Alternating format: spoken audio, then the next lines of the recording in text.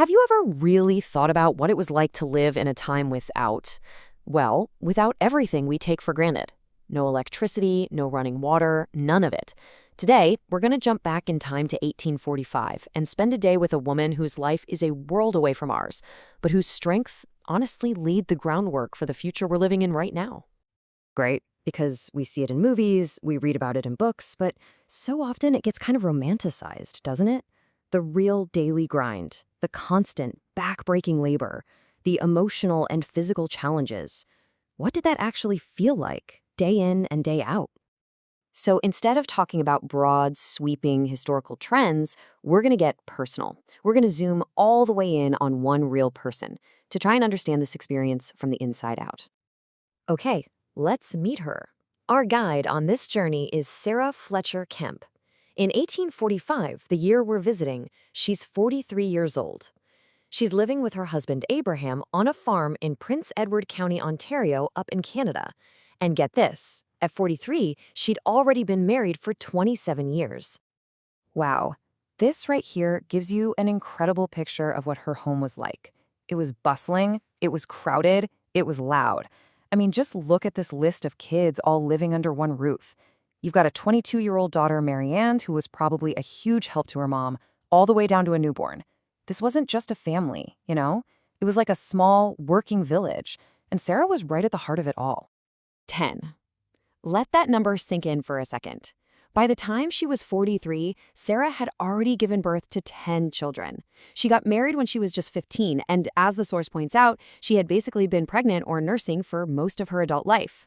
And believe it or not, she'd go on to have one more. So, what did her day actually look like? Well, it started in the pitch black, long before the sun had any ideas about coming up. There was no flipping a light switch. The day literally began with creating fire and warmth from absolutely nothing. These were the first critical jobs of the day. First, she had to get the wood stove going. That stove was the absolute heart of the home. Then, she had to whip up a massive breakfast. Think porridge or cornmeal mush, enough to fuel a whole family that's about to do hard physical labor. And she was doing all of this while also caring for a 2-year-old toddler and a brand new baby, Charles, who needed pretty much constant attention. And you know those pre-dawn chores? That was just the warm-up. For a woman like Sarah, work wasn't a 9-to-5 thing with weekends off. No way. It was a relentless, all-day, everyday cycle of labor that defined her entire existence.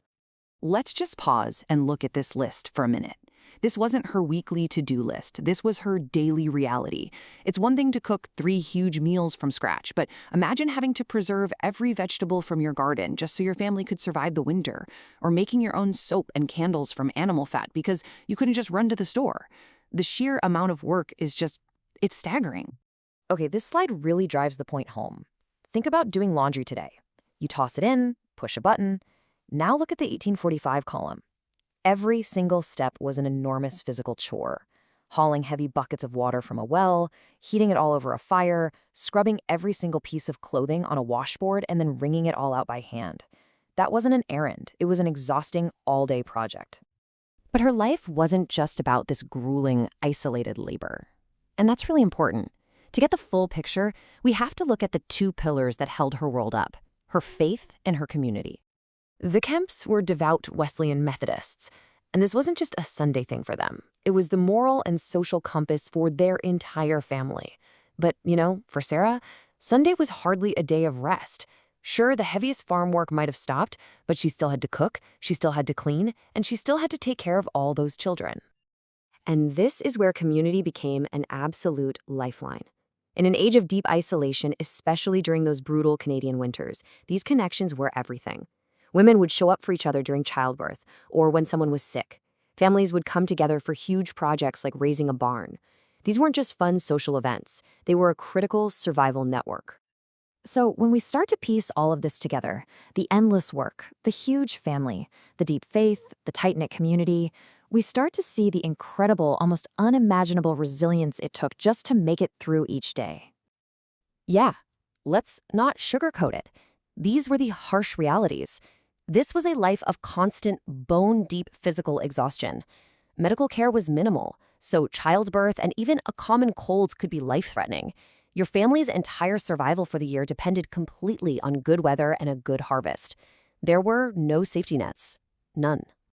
The source material just captures her legacy so perfectly with this quote. Sarah Kemp's life isn't in the history books. There are no monuments to her. Her contribution was the quiet, unseen, but absolutely essential work of building a family and a community, one exhausting day at a time. And that really leaves us with a final thought, doesn't it? Sarah's story stands in for millions of other unrecorded lives, mostly women, whose strength and sacrifice built the very foundation of the world we live in today. So the question is, how do we make sure that their stories and their incredible impact are never forgotten?